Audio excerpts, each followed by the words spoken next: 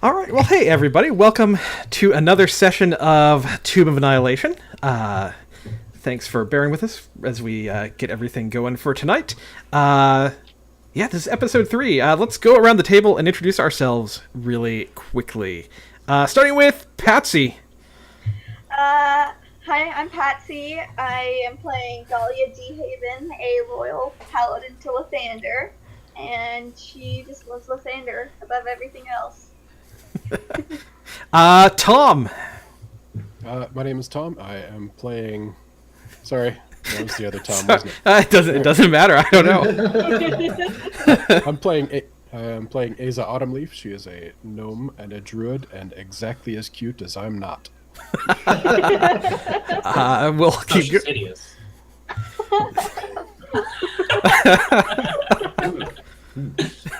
Brad. About that for a second. I'm playing Red Stoutfist, a dwarven cleric. Not nearly as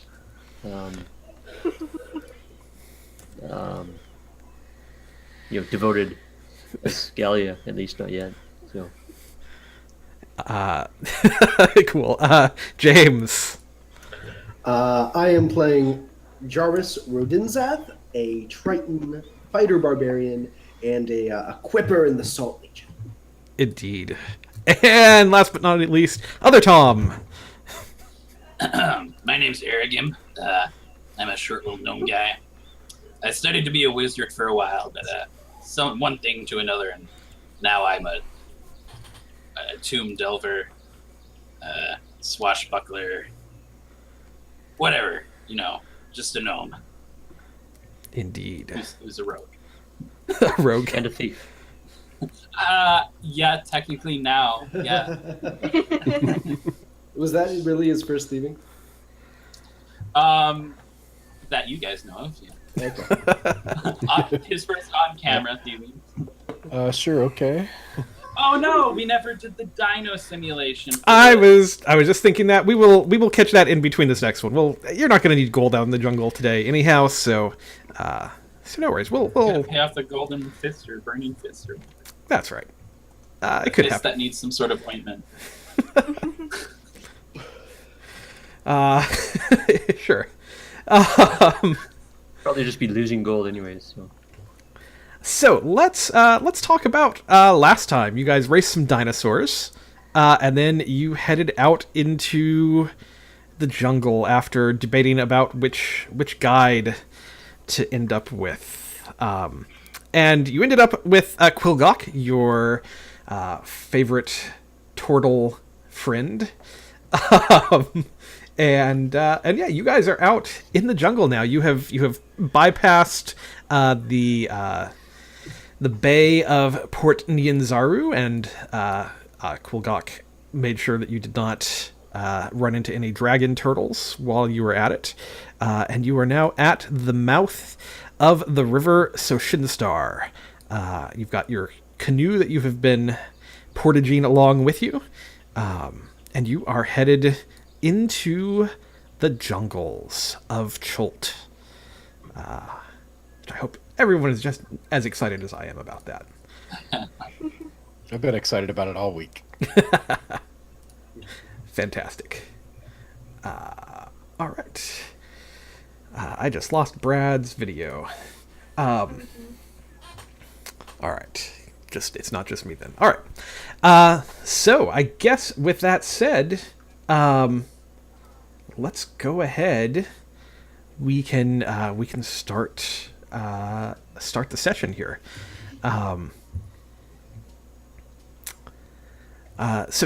You camped overnight here at the mouth of the river, and Quilgok would have been preparing you overnight, kind of for what is to come with your canoeing up the river. He has a separate kind of custom built canoe that has been traveling along with his Ankylosaurus, deadly treasure. It's custom fitted so that the dino can ride with him. And he would basically explain that as you're traveling here up the river, it definitely will have its own challenges. The river flows from inland out to the sea, right? Like as rivers do. So you will be fighting the current as you go up this river. There may be the occasional waterfall or rapid that is maybe too difficult to go through, so you may have to occasionally portage your canoe, that sort of thing. But overall, you still will move a lot faster on the water than you will on land. So that is a good option for you at this point. But there are dangers in the water, and he will make a special note to you as well, kind of as you're camping for the evening. The last thing that I would want to say to you is, whatever happens, try to stay on the north side of the river. The other side, that's where the undead are. You don't really want to do that. The river makes a good barrier. The Galia. undead. Galia is invoking Robert's Rules of Order. Oh, the undead are on the other side. That's good to know. Yes, it is. And just for a point of order, any of this yellow area that you see on the map, that would be considered undead territory, and probably what this nice little skull and crossbones means that you kind of see here in the middle, just south of Port Nianzaro. So just something to keep mind of. Yeah. Oh, I think that's where we're going. I think that's a really great place to go. Can we maybe hit that on the way back? Let's go Quilgok kill some undead. will look very uncomfortable. You hired me to keep you safe, and the best thing I can tell you is, if you want to stay safe in this jungle, you don't go near the undead. They're everywhere, and killing one or two of them isn't going to stop anything. These jungles have been overrun for years and years, and the undead keep multiplying. I don't know what a party of 5 adventurers could do against the amount of creatures that are out there. I'm Yes, sure we but could. Lathander. Yes, but Lathander. Why, of course. What a well-constructed argument. Yes. Yes, we have 6 people in our party. And a dinosaur. Dinosaur. He'll nod. I mean, you are paying me to take you through this jungle. That's just part of that is my advice, and my advice is to stay on this side of the river. I'm sure my party wouldn't do anything to put your life in danger intentionally, Quilgok. And he'll swivel his head up to Galia. Way up. Wake up. Whoa. Great.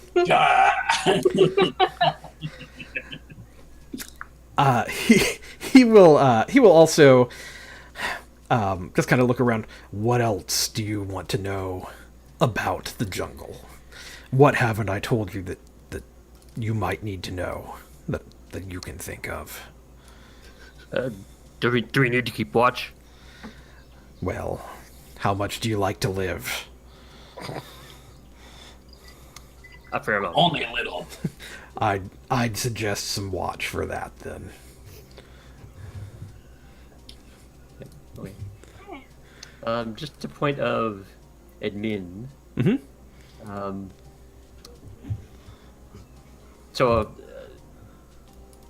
I was just wondering about. So in the evening, I'm thinking, I would, want to use up whatever spell slots I have left for doing some create water. Yeah, you can So refill. If you have extra, you can refill water skins or whatever you would like to do. Definitely. This Yeah. is the morning, right? Yeah. Well, what I'm kind of doing is Well, we're kind of treating this like the evening of the day, and then we'll start a fresh morning here for you. Well, Quilldock, I've got a question. What sorts of hostile creatures or people are we likely to bump into? Well, aside from the undead, you got your flaming fist, of course, up at Fort Blurian, and they could be anywhere here. You got your typical jungle critters. You got your dinosaurs and your monkeys and I don't know what else, snakes. I'm sorry to interrupt, Bulldog. You're telling me the monkeys will attack us? I mean, it Jesus Christ. depends how much you rile them up. If you see them, Christ. I mean, there's big monkeys. There are. Pretty Like, much. bigger than me, big monkeys.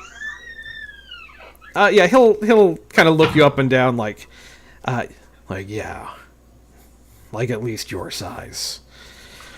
Let's see. Depending where else you head, I mean, I don't know every spot in this jungle, but there's of course the grung.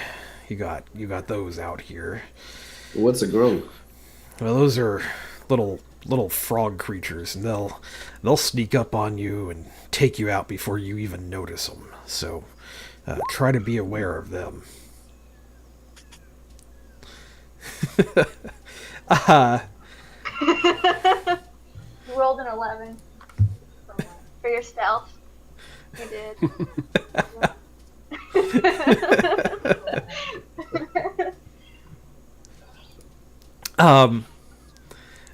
He's going to and then of course there's the Batiri. They're out here.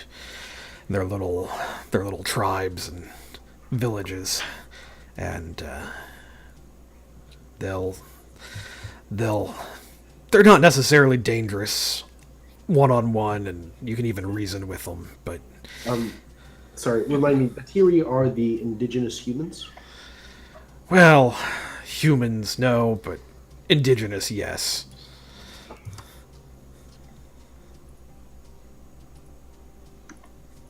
They're small creatures. He's gonna look over at Arugam. They're kind of your size, pretty small, but they live in little tribes, and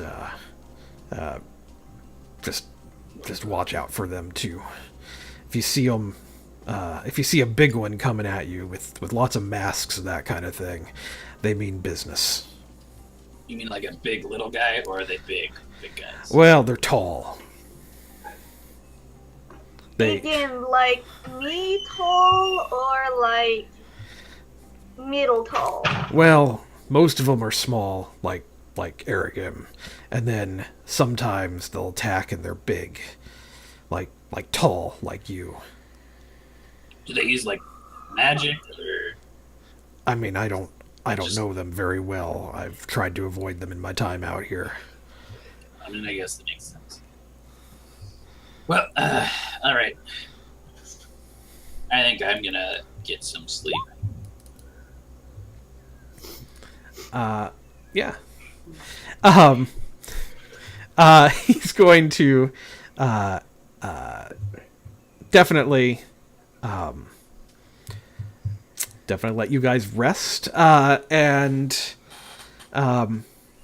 you guys will spend the night, and then it will dawn the next day. Let's see how that is looking for you. So it's going to dawn another day. It's going to be fairly hot, 90 degrees in the jungle, which could be worse. It can get much worse than that. But you get the occasional rain throughout the day, and it's pretty hard rain as it occurs, but it isn't happening continually. And you'll start out in the morning, getting ready to head upriver on your canoes.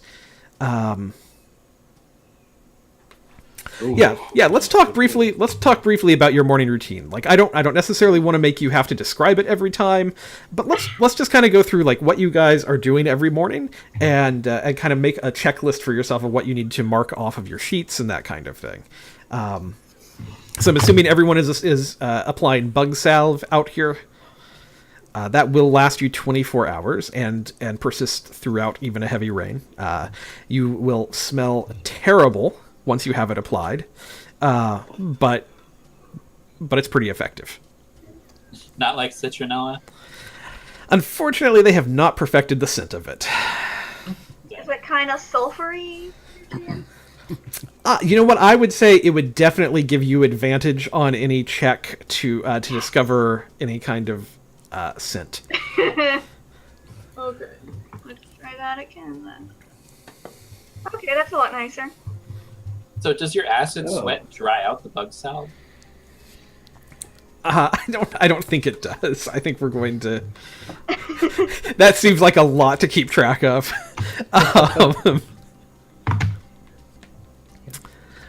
So bug salve, rations.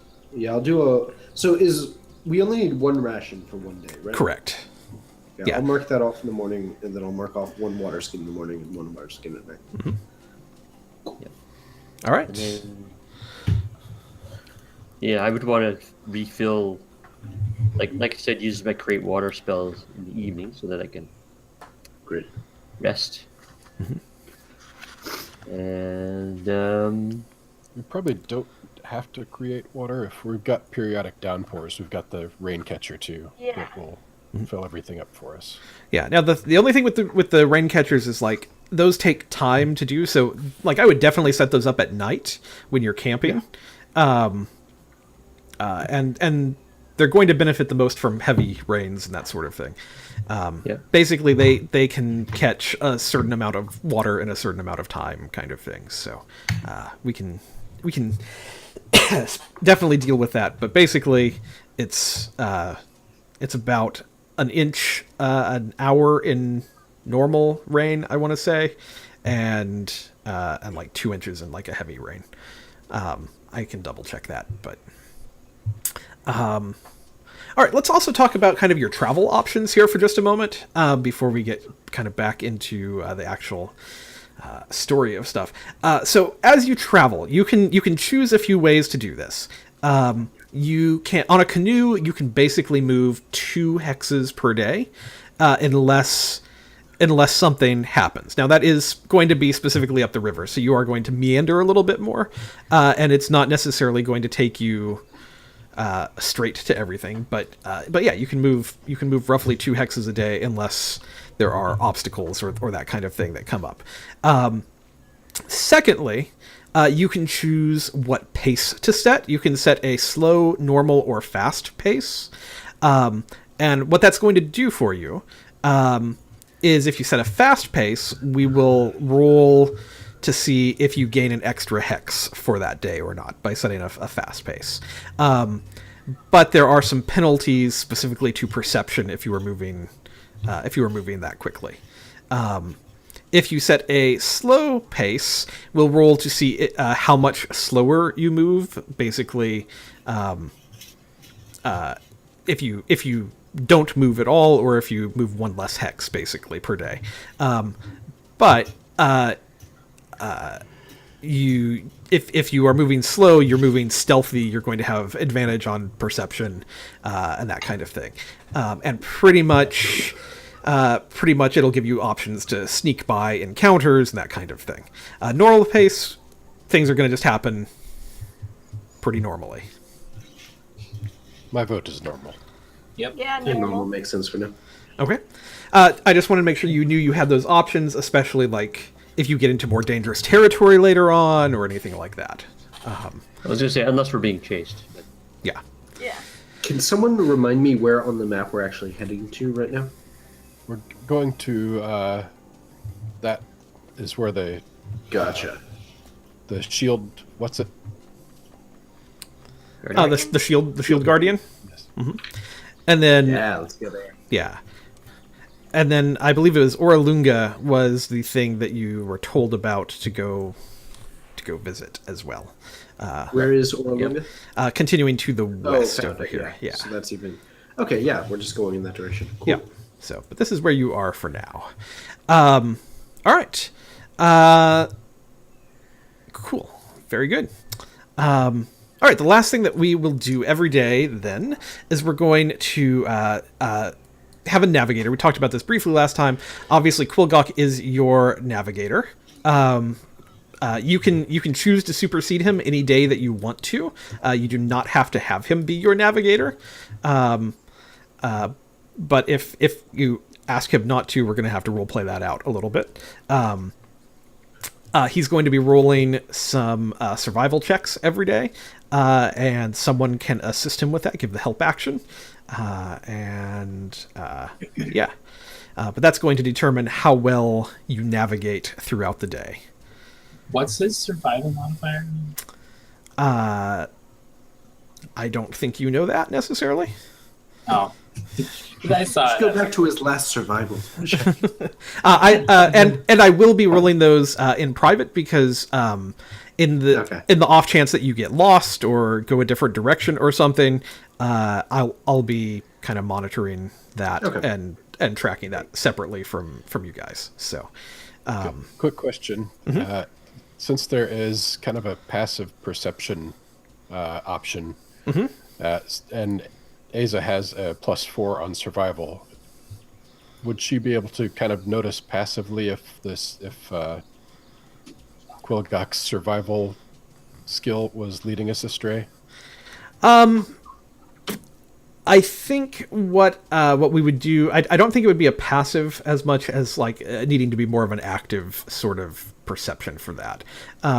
Because I think passively, as long as you're choosing him to be your guide, you're kind of trusting him.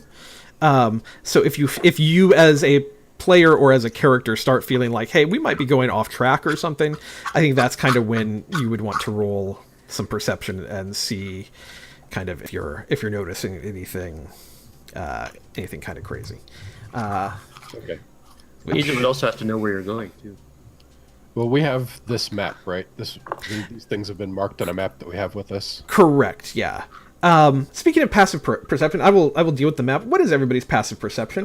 Briefly. A big old 10. Because my 10. macro just broke, I think. Unless everybody's passive perception is 10. No, yep. Mine is. That's interesting. It shouldn't be. I don't think it should be. I feel like everybody's passive perception is somehow... Oh, yeah, mine Yeah, should you're be right. 11. Yeah. It's 10 plus whiz, right? Yeah. Yeah. Should be 13. So mine should Okay. be 12.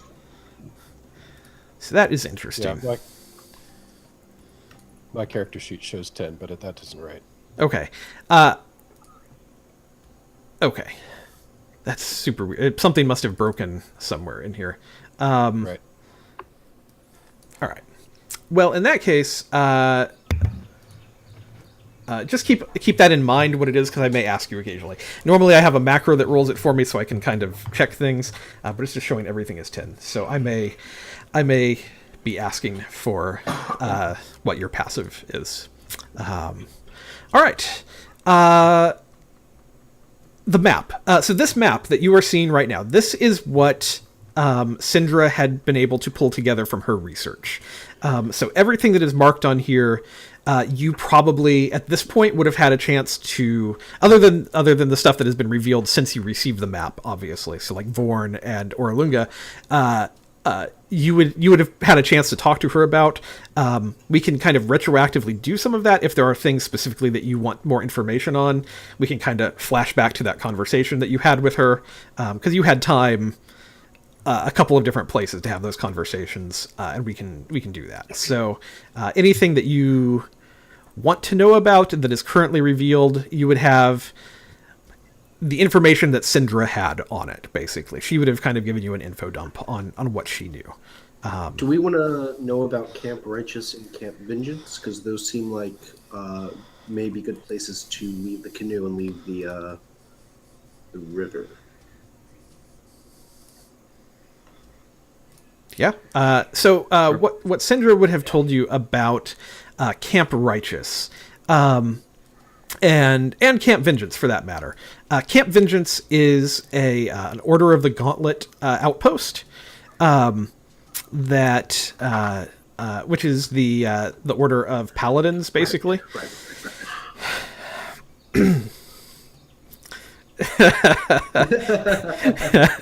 Not all of whom worship Lathander, I will mention, but they are our paladins.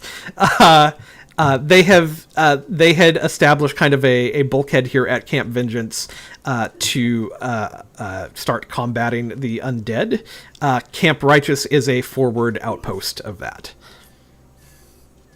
kind of more on the front line. So that is kind of what you would know about that. She didn't have a lot of information about like the current situation there, but it is definitely something. It is definitely something that Galia, I would imagine, would be aware of. She'd be really excited about that. And it is definitely on your. I mean, you can, I guess, if you want to. So yeah, that is definitely on your route. Is there anything else on this map that you would like to know about? What was Camp Vengeance again? Camp Vengeance is kind of the more kind of almost a fort. It's not quite a fort, but it's kind of their base out here in the jungle. Camp Righteous is kind of a forward outpost on the front lines fighting the undead. So Cindra, can you tell me about a Taz Muhahaha? She can actually.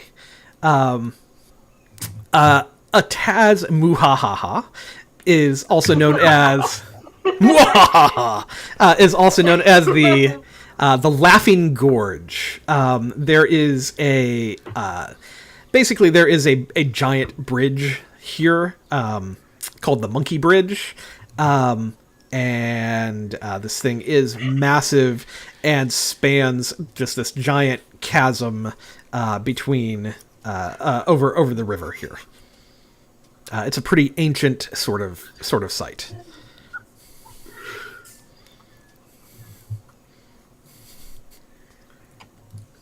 Since we're interested in them, I would expect we might have tried to ask anything about Vorn and Orlunga. Yeah, she would not have any information on either of those. The Vorn is the only information you would have on that is from Wakanga last time, and kind of what he had told you about that. I would imagine Quilgok actually would have probably told you a little bit about Orlunga. He has actually been near Orlunga, and he would be able to tell you a little bit about what you're looking at there. Orlunga is here. Let me pull it up real quick. I'm sorry. I want to make sure I give you the actual information, and I'm not just making stuff up. Orlunga is it was an ancient city here in the kind of the foothills of the Mistcliff Mountains.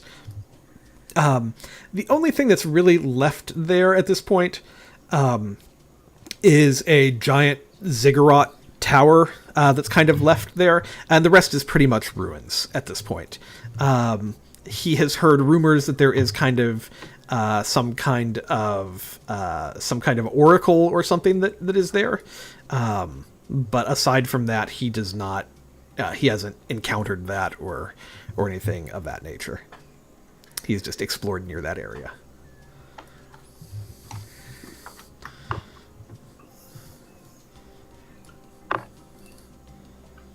I think that we should try to get to the Camp Vengeance first, and then we could figure out from there where to go next. Why would we That start with sounds Camp like Righteous a first? logistical sense. Camp Righteous would be a. Is that what you said? Vengeance. Well, I Right, mean, why we would can stop at Camp Righteous, but I think Camp Vengeance is a little closer to where we're headed. Well, Camp it's on Righteous the- is I the mean, first if we stop. take the though. river, And from it's there on we the head way. straight west to Vorn, pick up a shield guardian. Plus, I mean, from my point of view, if we're looking to help people, which I assume is that's your intention, Galia. Camp Righteous will have their hands a little bit more full than Camp But Vengeance. we can't get to considering Camp Vengeance without they're right on the edge of stopping enemy at Camp Righteous, I don't think. That is true. I was simply understanding that you all, for some reason, wanted to avoid the undead over there. So I was just looking out for you. But I would love to kill the undead. I would love to destroy all of them in this jungle. Just destroy all of them generally. Excellent. Sounds like a paladin. I mean, we have quite a few days ahead of us, so I'm sure our minds will be made up by the time we get to either one of them. But we've got 2, 4, 6, like So 10 we're days to going up Camp the river, Righteous. right? So we have time to work it out. Yeah. I'm going to reconnect their last T. Oh, okay. Let's say I've still got him, but all right. So in that case, let's go ahead. Who is assisting Quilgok today as kind of the guide? Who did we establish last time? That was me using the map. Okay. So what's going to happen is Quilgok is going to kind of he'll take point on his canoe. Now, so what you've been seeing with Quilgok as this has been happening, he up until this point, like he's been riding on his palanquin on Deadly Treasure, and the way that he gets Deadly Treasure to kind of move where he has this 10-foot pole similar to Arugam's, that dangles like food in front of the dinosaur. And that's how he kind of directs it where to go. At this point, as you've hit the mouth of the river, he's going to kind of direct you guys on how to get the canoes into the water and make sure they're watertight and everything. And then he'll get Deadly Treasure situated in his, and he'll say, "All right, now I'm gonna take point. I'll go first down this river. Follow where I go in my canoe. This could be." Like I said, this could be dangerous as we head forward. And yeah, he's going to roll a survival check with advantage because of the help action. All right. Good to know. Roll well, my friend. Do we assume that we keep the same kind of order that we've been walking in for the canoes? Correct. Sure. Just make it Do we- simple. We can't have Galia in the back and Arugam in the front, or the thing will be, like, riding kind of wrong. I keep losing people. Reconnect again. All right. Yeah, Golly is pretty heavy with the armor and the 200 pounds of stuff. Yeah. Red 2. All right.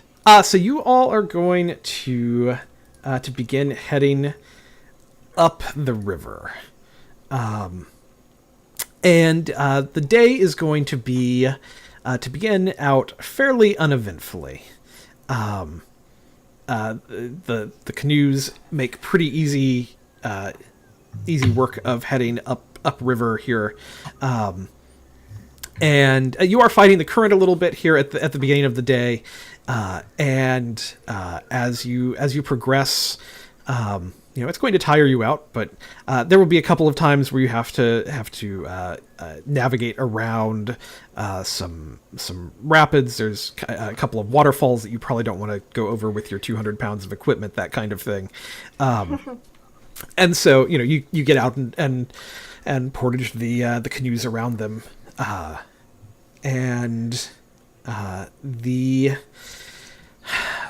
is going to be your first day of travel. It's going to go pretty swimmingly up until you reach camp for the evening. Is there anything you would want to do during this day of travel? Arugam is scribbling notes about the different Asa will portions be of, kind of I guess, studying cartography. He's the like shorelines and watching for trying to what expand what upon the kind map. of wildlife He's gonna- might be around he's in gonna the make jungle. sub-maps Things that she and- wouldn't have seen before. try and map out the jungle Hang on. more thoroughly. Yeah, hold on one second, guys. Sorry, you were overlapping. I'm guessing one of you can't see the other one. Yep. Asa, tell me again what you were what you were just saying, Aza? Asa will be watching the shorelines to just see what kind of animals live in this place and how nature kind of works around here. Gotcha. Okay. As you're sailing along, you're seeing kind of typical jungle creatures and that kind of thing. You see, as you head into the jungle more, you're seeing, lots of exotic birds, and you'll see the occasional reptilian figure slip into the water from the shore, or that kind of thing. It's pretty typical jungle is what you were seeing at this point. Well, Aza, I had a question for you. Go ahead. Remember the night, I guess it was our first night in the city, after we got through that unpleasant business, we separated a bit. What did y'all do after that? Because you went back to the tavern when I went there. Is this the night that you went for a swim? Yeah. And is that the night that the Oracle chose to... It is. Okay. Yeah, we ended up at the temple. Yeah, I have to open my notes.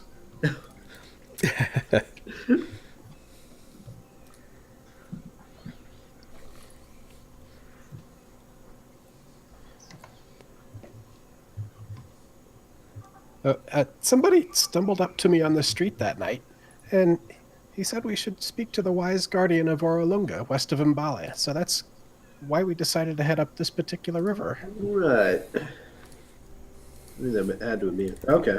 Just a guy? I mean, was he like a drunk or something? He said his name was Eshek, but it seemed like he was kind of possessed at the time. We got him back to the temple where he belonged. He was an acolyte at the Temple of Morpheus. Must have been some good tej. Then at the temple, we met somebody named Grandfather Zatembe, and he had a vision too. So I don't know if that was Tej or what, but... Huh. It was all evil and not Lathander, so it doesn't really matter that much. Mm-hmm. Grandfather Zatembe's vision was about a jungle city far to the south, enclosed by cliffs and crawling with snakes. And there was a black obelisk draped in vines. Hmm. That's... How could That's you what tell what color it was if it was draped in vines? You'd have to ask him.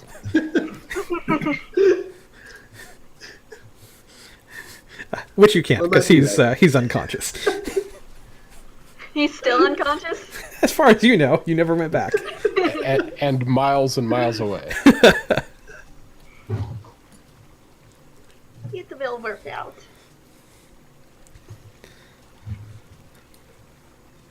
Anyway, we're following mystical visions. Got it, yeah. That's why we're headed down up this river. Yeah, fair. Yeah, so you all will travel to your 2 hexes here for the day, and we'll make camp near the banks of the river. Absolutely. I'll make sure to set up the rain catcher for tonight, just in case. Definitely. And there will be kind of the occasional storm that pops up overnight, so you will collect water this evening.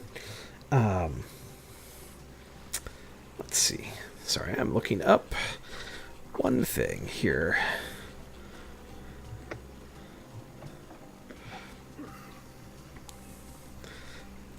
Okay. Let's do... Let me roll something real quick. Oh no.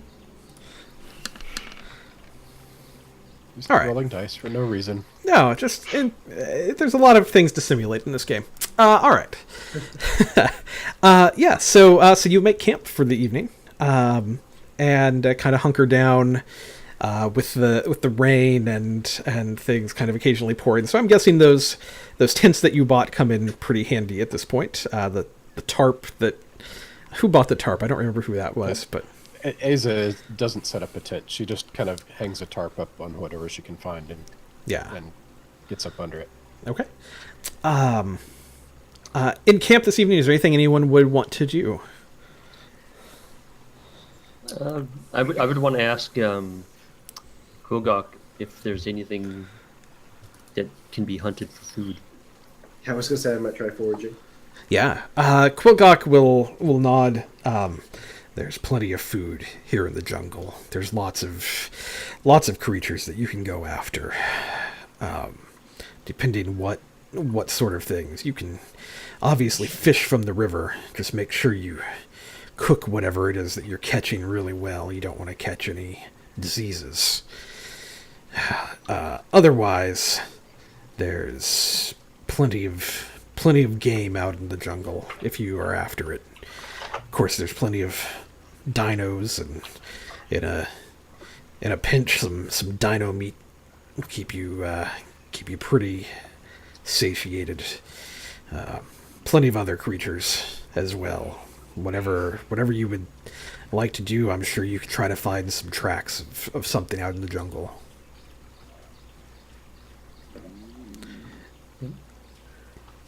Well, I'd be if Jairus mentions that he's going out, I'd be willing to. Well, actually, I had maybe a safer idea. Are there many birds? Stuff like seagulls? Yeah, there were more seagulls and things closer to the bay, but once you were in, there are plenty of birds that you can see. They just tend to be a little bit more tropical in nature. Okay, so they're like smaller. Yeah. Okay. Yeah. Okay. I'm not going to find a turkey in here. Yeah, I suppose we could go give it a shot. I mean, I don't know if it's quite worth it. I'm pretty well stocked at this time. Nice to hold on to our rations, but don't want to get in trouble this early. Just for no reason. How Well, does foraging work in 5e? Basically, I would have you do a survival check to see how well it goes. Yeah, let's do it. I could use a little stretch of the legs. well, if we don't stray too far away from camp, we'll probably be okay. Should be fine. All right. Just a really quick question. If they happen to forage a poisonous mushroom, would mine purify food and drink? Since it says it's rendered free of poison, would that make it not poisonous anymore, or? Yeah, that should work, I believe. Cool. All right. So if you guys are going foraging, what I'll have you do is whoever wants to can roll a survival check with advantage because of the help action given by the other player. All right. I've got it. I think I have proficiency in survival, but I think you might beat me if wisdom's your primary. I have a +4, so. Okay. Oh, you're coming too. Nice. Quilgok will basically just kind of go, like, don't wander too far from camp. You can get lost in the jungles. Galia's gonna stay in the camp with Quilgok just to make sure everything stays safe there. Arugam is also going to stay in the camp, but he has a question for Quilgok after we resolve what they're doing. Okay. With a 10, you're going to find, you're not going to get lost, so that's good. You're not going to stray too far, and this is going to be, you're not necessarily going to find any game with a 10. Like you're not coming across anything particularly great with that. You are going to find like some mushrooms and some plants and that kind of thing that you would be guessing are edible, and maybe you're kind of bringing back to show to Quilgok to make sure that they would be safe. Like that's kind of what you would find with a 10. I feel like game would be more of a hunting action, and that's not something that Aza would do. Yeah. That makes sense. Redwood. Let's see. A dwarf needs his meat. In fact, why don't you guys? Why don't you roll real quick a D8 for me, Aza? Because we may not be the only hunters out here. A 4. We'll get to what you. Okay, so you're out hunting. Keep that 4 in mind for me, Aza. Arugam, let's deal with what you want to talk to Quilgok about first here. So, Quilgok, how much do you know about the flora of the jungle? Well, I know some. I don't think there's anybody who knows everything about the flora of the jungle here, but what are you wanting to know? Well, maybe for medicinal applications or not so medicinal applications. He's going to kind of give you an eye like, so what exactly are you asking me, Arugam? Do you know what plants are good for making poison? That's not what I thought you were going for. Let's see. I'm looking to see if there's anything. What did you think I was going for? Hallucinogens. Oh, that sounds like fun. But Yeah, medicinal, Arrugam's on the job right now. medicinal mushrooms. Do hallucinogens count as poisonous, or is that like... Honestly, it probably would count as a poison for game mechanics. Is what I can. Have a negative comment. All right. Well, there's a couple things out here in the wilderness that can be used for poison. The first one.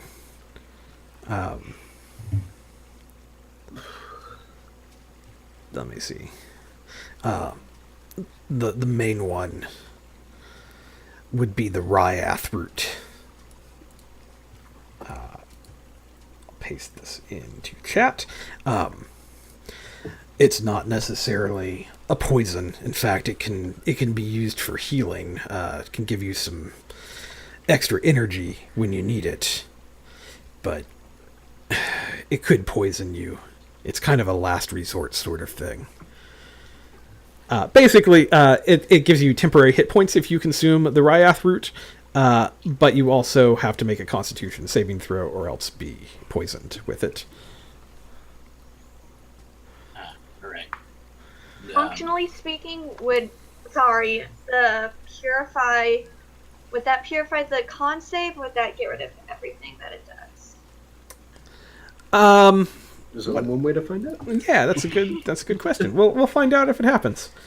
The other thing is the other thing that you might find out there. There's mushrooms, the Zabu mushrooms. Now there's lots of mushrooms that grow here in Chult, and most of them are edible, mostly.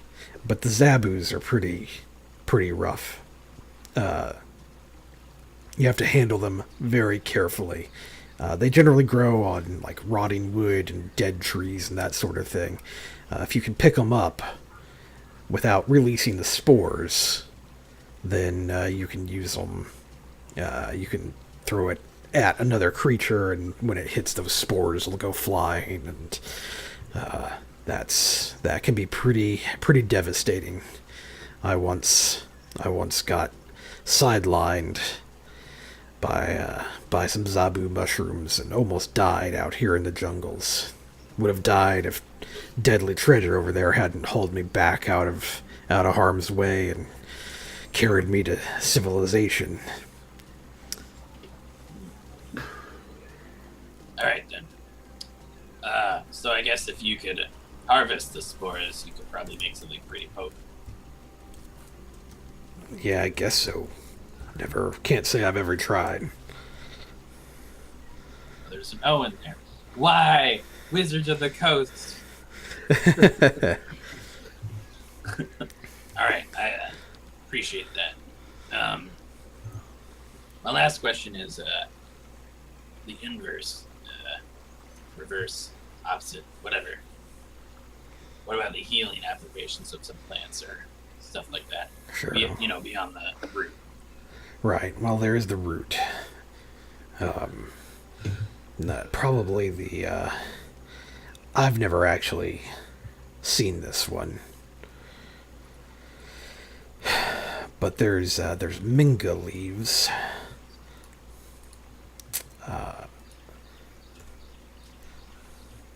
You might.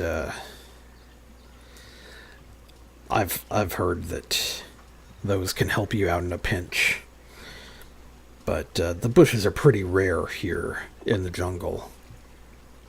I've never seen it. I know they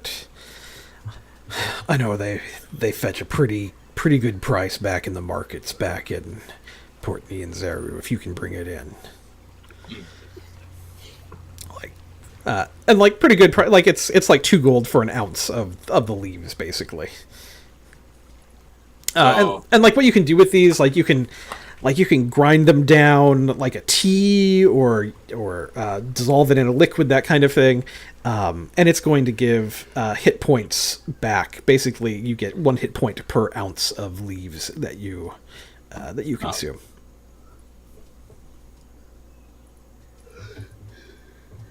Good to know.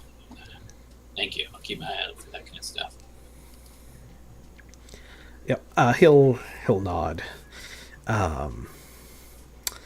Aza, let's get back to your 4 that you rolled.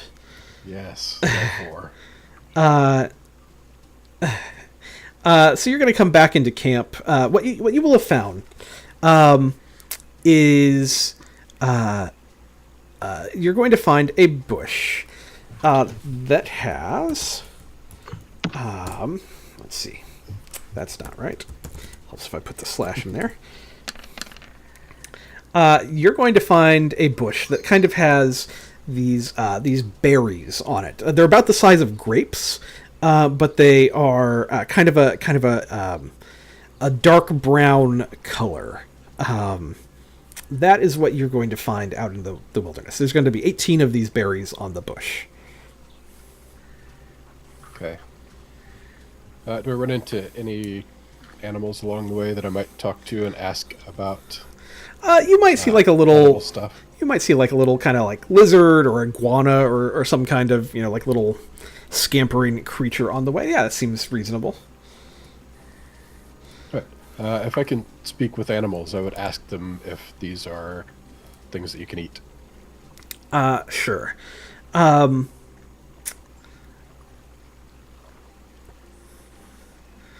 Let's see. Yeah, so this little lizard creature, maybe like almost like a little gecko or something kind of thing. Like it's going to. If it tries to sell me insurance, I'm leaving. It does have an Australian accent, shockingly enough, but no, he is.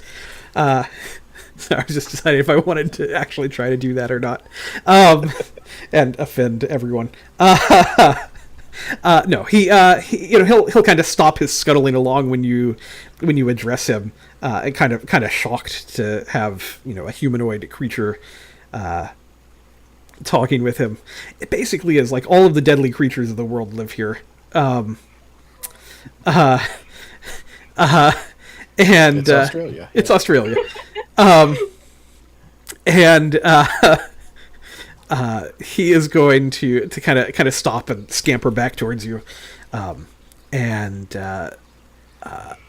as you kind of point to the bush and ask, like, are these, hello friend, are these safe, kind of thing. Like he'll scamper back and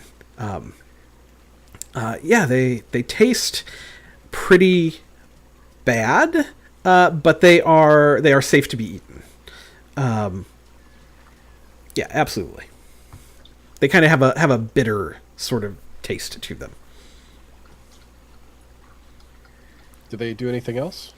Yeah. Do you see things? It's going to. These are called Cinda Berries. Oh, that's the wrong button. Okay. Yeah. They're called Cinda Berries, and what these are going to do.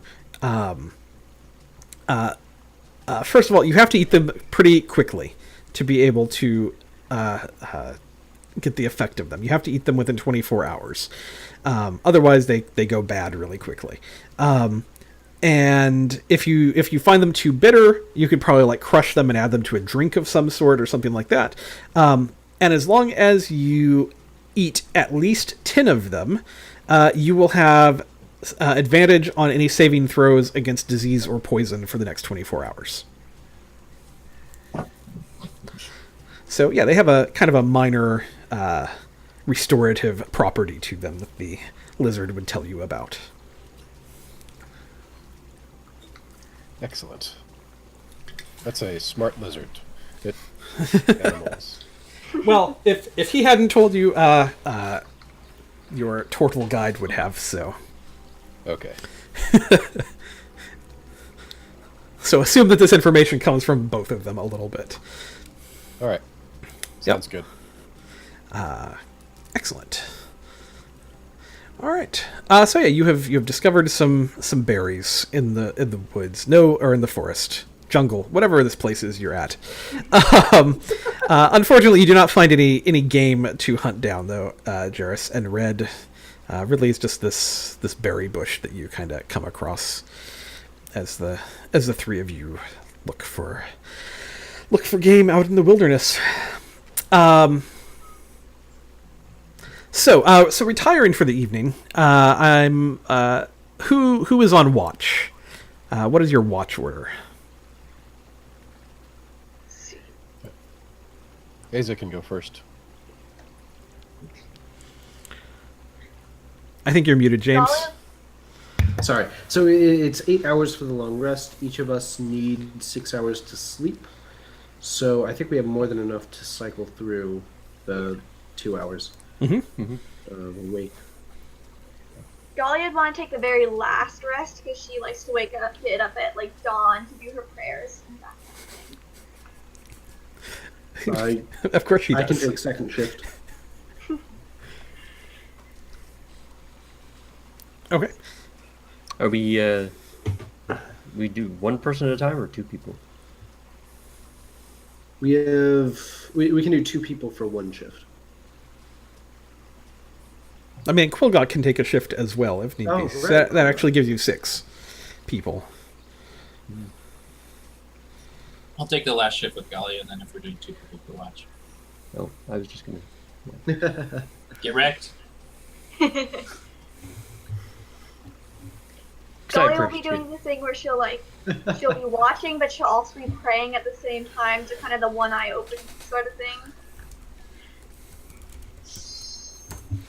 Okay. So let's see. So who is on the second shift? Sounds like I might be, I guess. Okay, so Jarrus and Red. All right. Talking about war stories. What are you? Yeah, are you guys just kind of around? Like, do you have maybe like a little fire going, or what do you guys have going here in camp? Yeah, let's get a little fire going. There might be, but Also started it. Red would be smart enough to know that if you're on watch, you stand away from the fire and look out, Okay, that's Yeah, fair. so that you don't ruin your night vision. If it's Fair not cold, Asa wouldn't start Okay, a fire. there's no fire then. All right, Jarrus doesn't mind the cold. that's fair. Yeah, I mean it's not cold. It's the jungle. It's it's hot. It's always hot, even at night. It's just you don't have the sun beating down on you. Yeah, so you guys are kind of hanging around the camp and just kind of on watch. What are your passive perceptions? 12. 10. 12 and 10. Well, All right. just 13 and 10. Okay, perfect. So you are. This is going to be about 3 hours into the night. You guys are going to hear a sound before anything else, and this sound is going to be kind of a buzzing, droning, insectoid sort of sound. And you'll kind of hear it growing and approaching your campsite pretty quickly. You would not have a whole lot of time to react. What would you do, kind of hearing the sound kind of coming up out of the jungle? Who's on watch? Red and Oh. Jarus. It's Rin Jarus. Let's start waking people up. Starting with Quilgok. Yes. We're gonna run over to Quilgok. I'm Quilgok. gonna shake him and be like, Quilgok, or I'm gonna pound on his shell because he's Yeah. Good luck shaking him. I'm like, Quilgok, there's insects coming. He's gonna kind of like start awake. I think a little bit, and just kind of, what are you hearing? Don't you hear? There's a buzz. Sounds like a swarm or something. Yeah, he's gonna like poke his head out of his shell, and kind of listen around. He's gonna be like, those are Stirges. They're coming in to feed. We can On either, us? yeah, I'd either get ready to run into the jungle or get ready to swat at them. All right, everybody up. We got Stirges. Okay. Do I have time to act before we roll initiative? I think that what is going to happen is who are in tents at this point. Dahlia's in her tent still. If it's not raining here, then we wouldn't be in a tent. All right, yeah. All right. If you're in a tent, I think that like you probably wouldn't have time to like you might be awake, but you're not going to have time to get out. So like that's going to be kind of the first action. So basically, in the first round, Jarus, Red, and Quilgok will be able to act, and then everybody else is surprised. Basically, I would say. And we wouldn't be safe from the bugs in the tent. You will be more safe from the bugs in the tent. So that is the good thing for all of you. So, but Aza is not in the tent as well. All right, everybody, go ahead and roll me initiative, please. Oh my gosh, it's problematic. I still keep doing that. It's Right. because of for me it was because of my token tool bar across the top. Initiative. Ooh.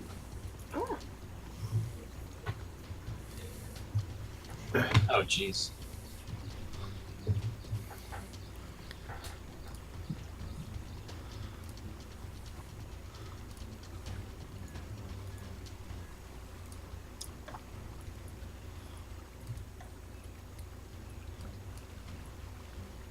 Okay, that's Turn working. this Excellent. Deadly treasure is huge. Yeah, he's a large sized, or he's a I love him. huge Wow. beast. I love them too. We're all gonna have dinosaurs pretty soon. I All can't right. wait for third level. Some feed. Red, Arugam, Aza, Galia, and Jarus. Okay, perfect. All right, so Stirge number 1. Let's see. What I'm going to do is I'm just going to pull Jarus and Red up here by Quilgok, kind of. And Aza, you're off kind of in the camp over this way a little bit. Like maybe over here. And then Arugam and Galia, you're in a tent. You can enter the battlefield whenever you want to, if you want to. All right, Stirge number 1 is going to fly his way into the combat here. He is going to swoop over. Swooping is bad, but he is going to swoop over in between Jarus and Deadly Treasure, and he is going to attempt to blood drain Jarus. That is a 22. That hits. As he does that, he is going to sink his... Now, these creatures, just so you get a sense of them, let's see. This is kind of what they look like. They are not the happiest of creatures. They look kind of like bats, but they've got kind of this terrible proboscis on their face that this particular Stirge comes towards you and sinks it into your flesh and attaches himself to you. And he is now sucking your blood. Okay. Yeah. Oh, here's an even better picture. There you are. Gross. Yeah. They're pretty nasty.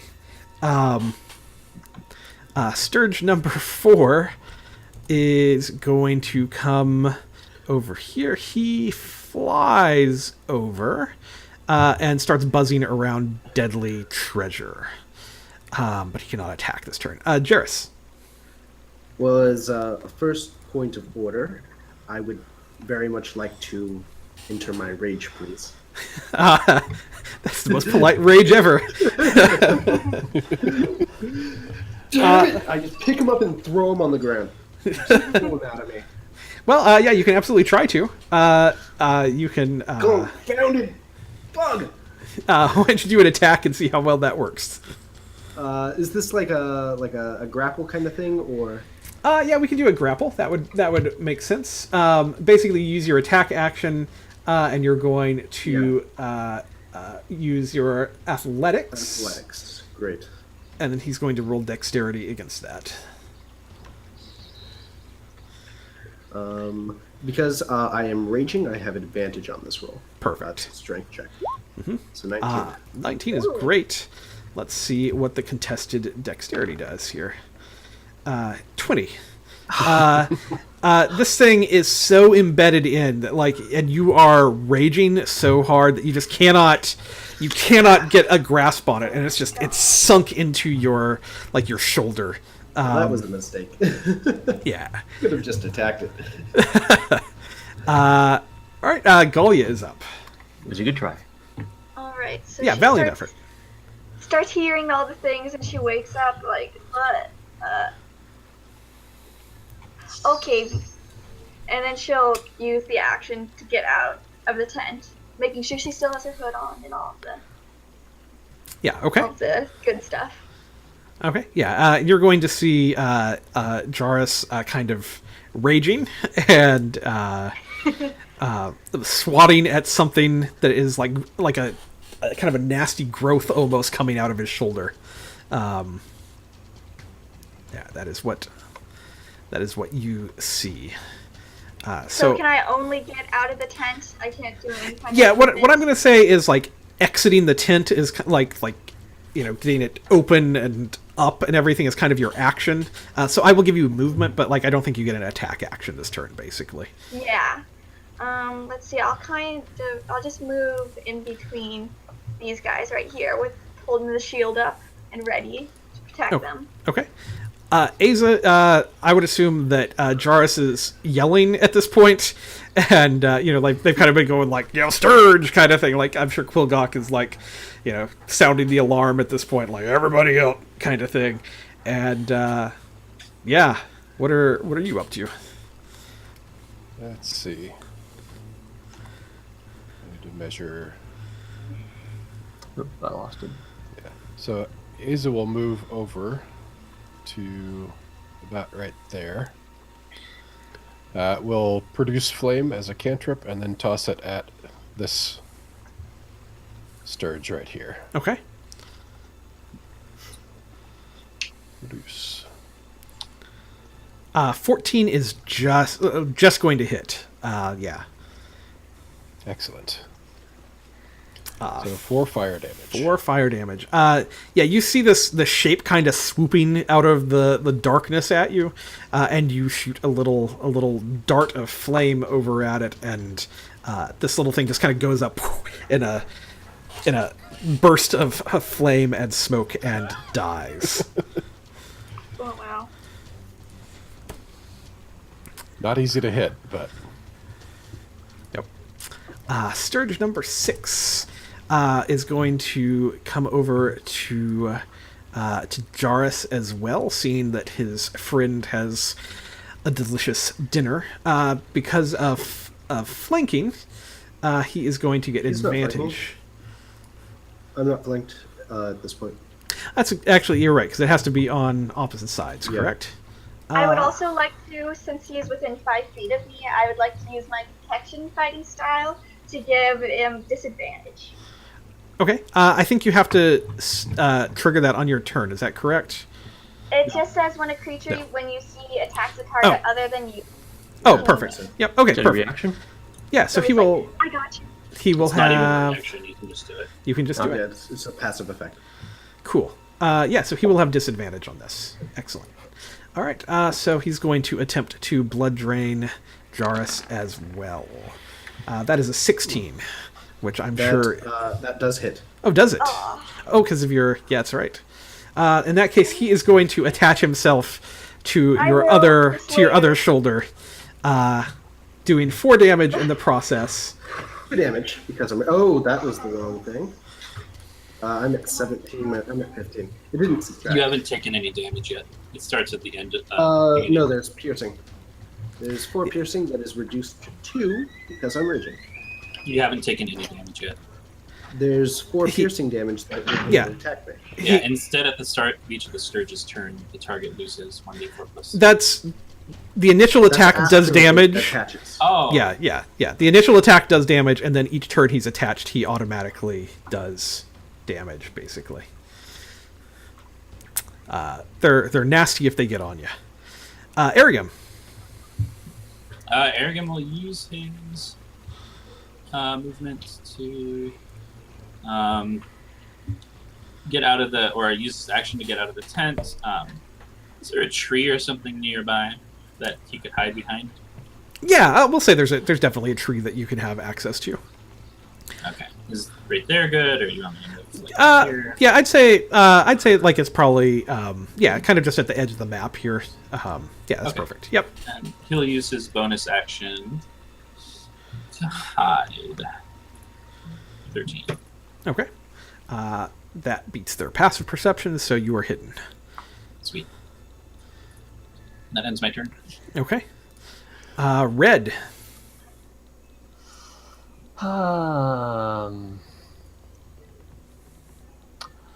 I am thinking based on what's going on.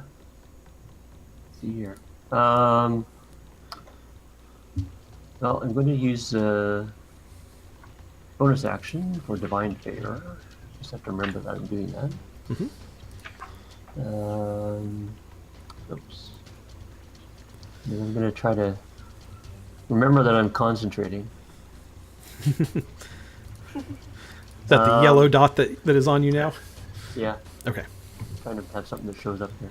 I'm going to drop my crossbow, and I assume I can drop my crossbow and take out my shield and Correct. hammer, Mhm. and move towards Jarrus and try to swing at one of the thingies attacking him. Okay. Please do. Let's see. No, I don't have any. Yeah, I don't have any. At the moment, I don't have any macro set up for this bonus, so I'll have to do another D4. Blah blah blah. 16 will hit. Okay. And the 6 damage, like I know you're doing an extra D4 on it, so you're coming down with kind of like your hammer, like almost on like lit up with this divine light on it. Yes. And there's this Stirge that is like gorging itself on Jarrus's arm and is like starting to fill with blood, and you just bring this thing down on it, and it kind of splats and explodes with the light that hits it, and just kind of like Jarrus's blood. Jarrus, what color is Aquean blood? Blue? Okay, that's fair. Like you're establishing it now. So, I mean, their skin is blue, so I imagine that blue blood would. yeah, yeah. So How big is a Stirge? Aren't they like 2 feet long? they're tiny. Yeah, they're pretty tiny.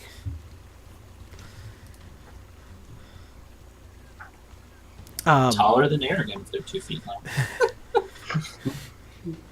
It doesn't actually say an exact size for them anywhere.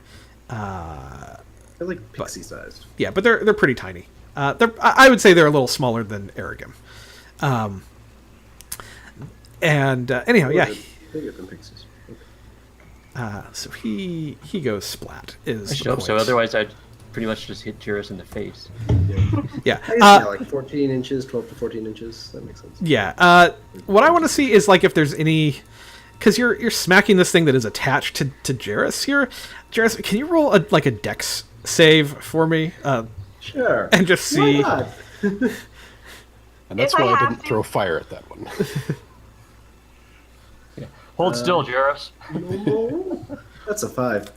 You are not able to kind of like twist out of the way enough, so like you're going to take a little bit of the damage off of this as well. Sure. Let's see. That was 8. It was an 8 damage total. I'm going to say because it wasn't aimed at you, and like I think Red was kind of like he kind of scrapes you with the Stirge absorbed the blow. Yeah. So you're going to take. I'm going to say 3 damage from it.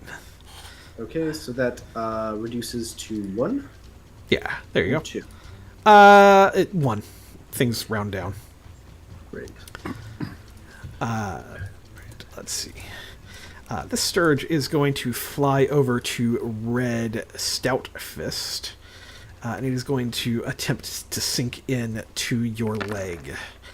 I'd like to continue protecting him, even though the 19 still is. But... Yeah. Yeah, I was gonna say that's gonna hit. Stirge are rolling really well. Yeah. So Red is gonna take 6 damage. But you're protecting Jairus, not me, right? Well, I can just use it. It's just kind of a... Oh, all right. Do you need to be adjacent to the attacking creature or just to the person being attacked? It just says I have to just be somebody within 5 feet that I can see being attacked. Okay, right, because it's an aura, not like Yeah. the shielded thing. Yep. Fantastic. So 6 damage to Red, and this thing is now attached to your leg by its needle-like snout. Oh, damn it. I thought I had a con roll.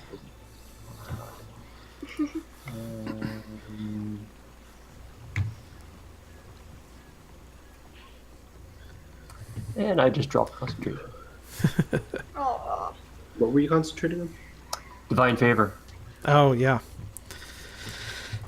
Let's see. This Stirge is going to see... Let's see. It's going to see Aza. Aza is the closest one to it.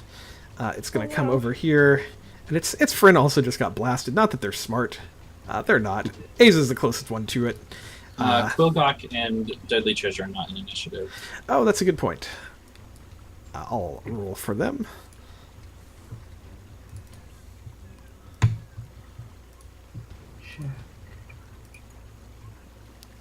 And I'll do their action here at the end of the turn because that's not going to matter because they're going to deal with these next to them. All right, Stirge number 2 is going to try to blood drain Aza. That's a 16. Just barely. So that's 5 damage, and you also have a Stirge attached to you. Let's see. Quillgawk is commanding Deadly Treasure. So Deadly Treasure is actually going to get the action here. Let's see. This Ankylosaurus is going to swat with its tail at Stirge number 4. That is a 14. That is just going to hit. That is 16.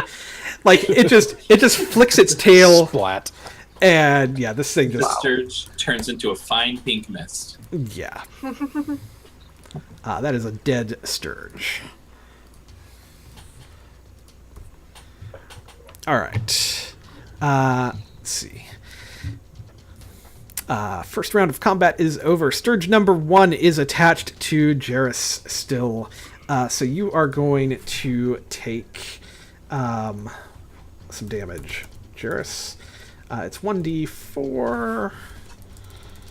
1d4 plus 3 hit points. Because this thing is sucking 5 blood out of you. I don't think I will have any resistance to that. Yeah, at this point, like, it is basically like Like you are. Latrine. Yeah, it's Yeah. not piercing, bludgeoning, or slashing damage, so. Yeah, it is a phlebotomist going at you right now. However, now you can maybe do something in retaliation. Yes, I would like to second wind. Oh, great, just 3. It's better than none. Okay, so that's my bonus action. And for my action, I'm going to draw my longsword and try to skewer this thing. Just like that. Okay. Is he flanked because Deadly Treasure's on the other side? Yes. Yep. So you'll have advantage on it. You'd have advantage because you're in a rage anyhow, correct? I don't think I'd have advantage on an attack roll. Even if it's strength. It's just like ability Oh, checks. gotcha. and goes. Gotcha. Rage, Well, you have damage is on. it because of the 20 hits. This thing is dead.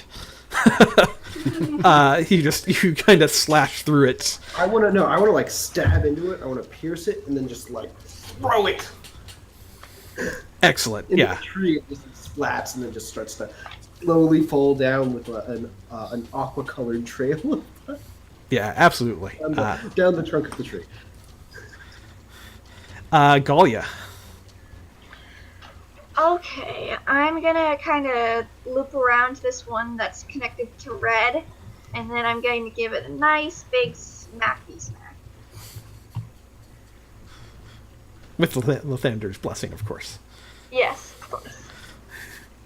Going to smack it with my battle axe Dawn Rise. If I gave it a name.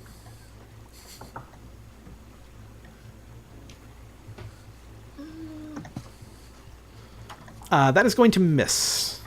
Damn. But I'm still within 5 feet of him. And I'm at... Ah, watch where you're swinging that axe, lady.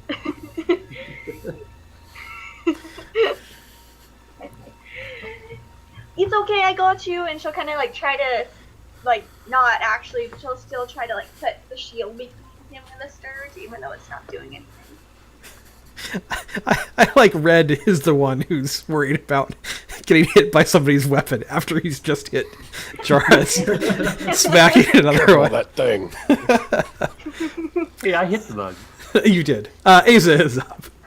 You have a Stirge attached to you. So since it's attached, can I get advantage on just attempting to touch it and then cast Produce Flame in that hand? I'm not sure that you get advantage You have on. inspiration. Yeah, you could use. Can you use Produce Flame directly over where it is? That's all I need to do is touch it. If I produce flame in that hand, I mean, it's like, not even an produce attack. flame on your arm. Instead It has of to in be your in hand. in my hand, I think. It has to be in your hand, okay. Like I But I think. feel like I should be able to touch it pretty easily since it's attached and it can't dodge. Well, It feels easier than an attack. I mean, you are grapple. I'm looking at the grapple rules here. He was able to use dexterity against me. Yeah. I mean, they are very like what I'm kind of imagining is like if you try to it's like, and it's big enough that it's actually like kind of whipping your arm around a little bit with it. So like trying to touch it is not like just the same as like it's kind of like trying to control a limb that is slightly out of control. It's kind of how I'm imagining it. So I don't think you'll have advantage on the attack just because it's attached to you. All right. Do we want to play it as... So the Produce Flame attack is a ranged spell attack, so that's Dex. Do we want to just use the plain attack for that? You use your spellcasting modifier. Yeah, it's just your spell casting. Although a ranged attack would actually be disadvantaged to that close. I believe. What I won't do, we'll just leave it even because it is on you, and that way you're not getting advantage or disadvantage. 21 will hit it. Yeah. Didn't need it anyway. Yeah, 21 will But hit didn't it. kill it. Actually, this one only had 1 health point. It randomly rolled when I pulled it on the map, and so 2 kills it. So you kind of conjure this fire and just smash it into this the Stirge, which goes up in a puff of smoke and blood. I was using that blood. Arugam.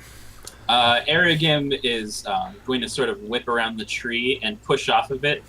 And as he kicks off, he's going to sort of like roll underneath Jarrus's legs. And as he does that, he like whips the rapier and his dagger around, slicing at Red's leg. Not Red's like leg, but you know, his I just heard you targeting Red with your attack and not the Stirge. No, I'm kidding. I'm definitely kidding. the Stirge, I promise. I'm kidding. I promise. 17. That'll hit. And it's 13 damage. That will very much kill the Stirge. I think that you are out of combat, everybody. Yay! I only got to do one thing, so I had to make it real flashy. Jarvis is just like looking down at his legs, like, where'd you come from? Let's hope he didn't have that 10-foot pole with him at the time. No, he definitely doesn't sleep with that. Well, Red will look down at Arugam and say, "That was pretty fancy. That was good." What can I say? Been Golly wielding was this just thing. kind of That was like give him a little clap. fancy footwork from Alia. Is everybody okay? I'm doing good. yeah, I think so. Somewhat. Lysander kept us all very safe. I'm just a little wet. We go back to bed. I think I got like to sleep for like a couple hours and that's it. I don't know what time it is. It's not bad. But that interrupted our long rest, so we'd have to start over. That is true. And have another random encounter in the middle of the next one.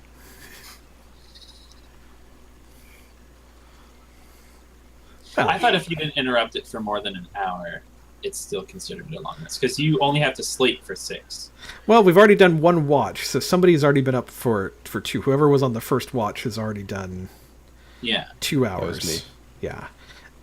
You can sleep on the canoe tomorrow. Yeah, I'll carry her.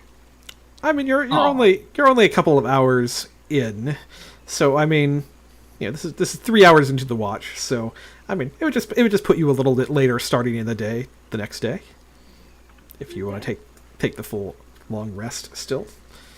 I think it's worth a try. Sounds like a. Yeah, it has to be at least 1 hour of strenuous activity to interrupt the rest, according to the rules. Is that all right? Fair enough. Then I will say that was not an hour of strenuous activity. Yeah. Okay. Well, Yeah. that was exciting. I'm going back to bed. Yes, me too. Yep. You guys get back to bed. We'll keep watching. Hey, Red, you have any of those things in the Underdark? No, that's pretty tame compared to the Underdark.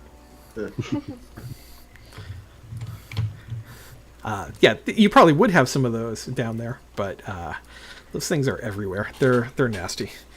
Like mosquitoes. Yeah. Fantasy mosquitoes. Gross. All right.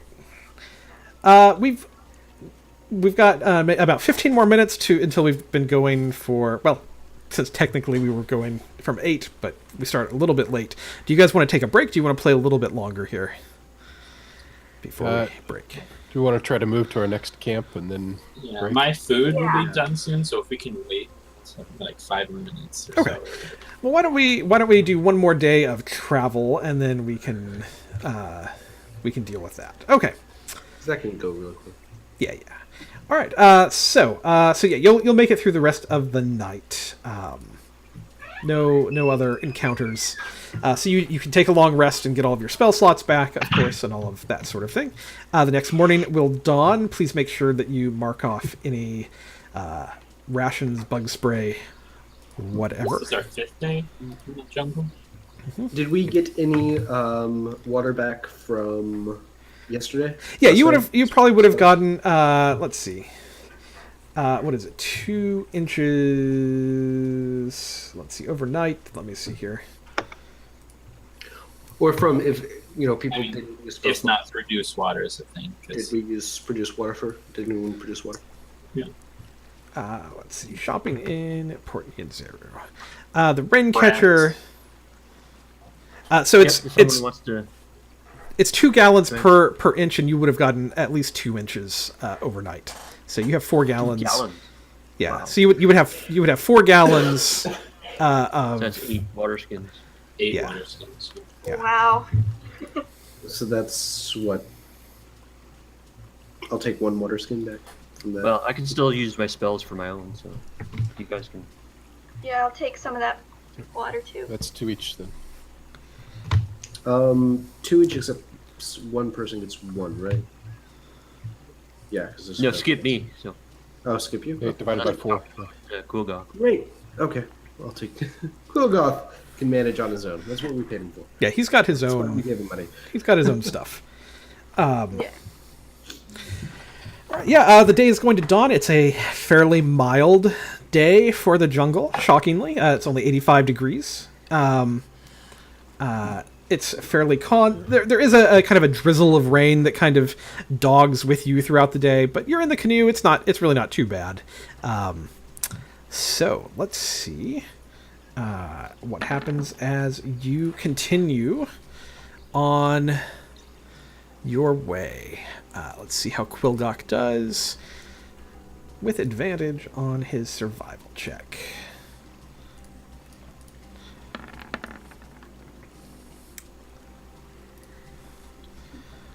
All right.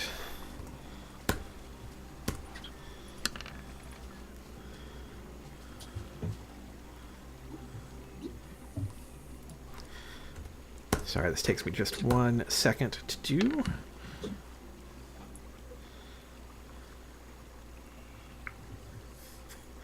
All right. All right. This day, you're going to travel again throughout the day. It's fairly easy going up the river at this point. Nothing too terrible happens, and you are able to continue moving down the river. And nothing happens during the day. Again, you see like crocodiles in the water, and you see animals along the bank, that sort of thing. But nothing. Paddling faster. Yeah, nothing stands out to you particularly as particularly dangerous through the day, and you see lots of jungle from the relative safety of your canoe.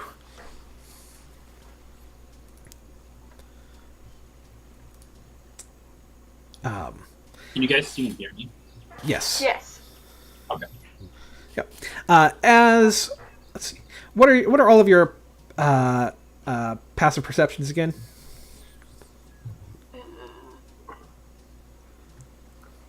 12. 12, 13, 10. Okay. Wouldn't All yours right. be 14, Isa? It's 10 plus whiz, right? Yes. Oh, I thought you said you had a +4. Oh, that's was for survival. Oh, okay. All right. Fantastic. And you will stop and camp for another night, and that is pretty much. I'm looking up one thing here real quick.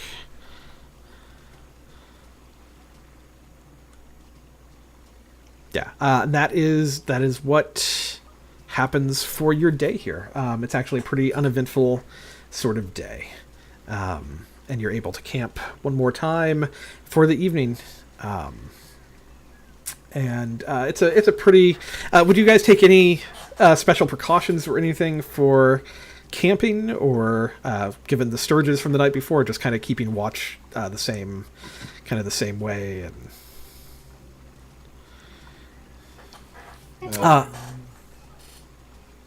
Arugam would ask Galia if he can put a little like flap that you can button up, so he can just like release it and shoot arrows out of the tent.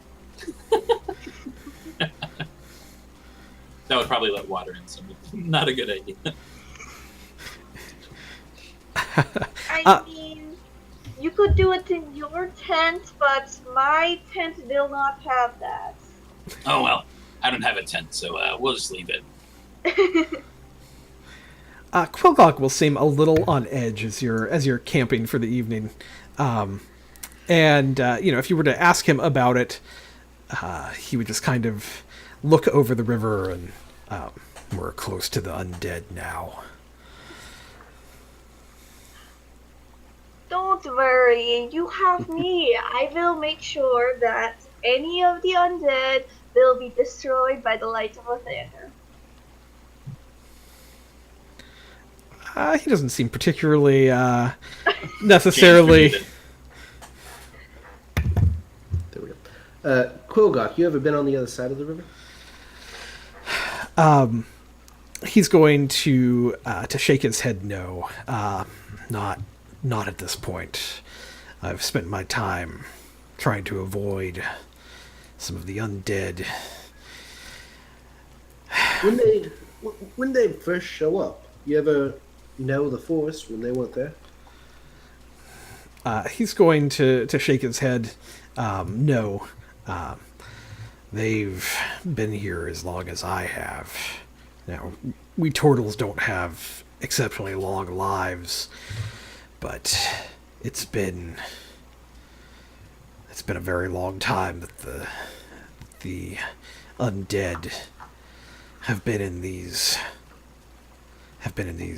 jungles. It's been at least since before Mesro disappeared.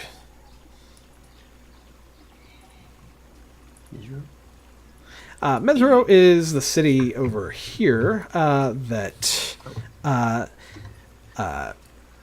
as you the Flaming Fist, it was mentioned, had gone there and sacked it of all of its treasure. A long time ago, it sunk into the swamps of the jungle, and has not been.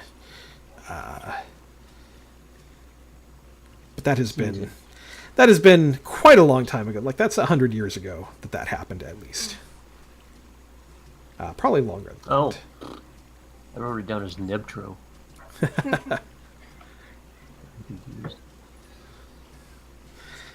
All right. Well, why don't we've done another day of travel here? Why don't we take a short break, and we can continue your journey down the Soshin Star River when we get back. Yeah. Sounds good. I'm going to go forage for food in my kitchen. Sounds good. All right, we'll be back shortly.